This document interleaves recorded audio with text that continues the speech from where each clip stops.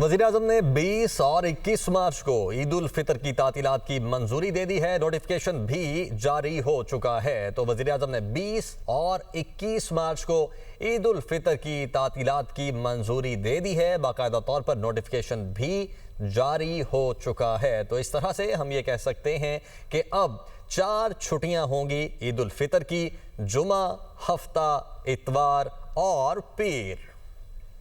वज़ीर-ए-आज़म ने 20 और 21 मार्च को ईद उल फितर की तातीलात की मंजूरी दे दी है। नोटिफिकेशन भी जारी हो चुका है। तो वज़ीर-ए-आज़म ने 20 और 21 मार्च को ईद उल फितर की तातीलात की मंजूरी दे दी है। बाकायदा तौर पर नोटिफिकेशन भी जारी हो चुका है। तो इस तरह से हम ये कह सकते हैं कि अब 4 छुट्टियां होंगी ईद उल फितर की: जुमा, हफ्ता, इतवार और पीर।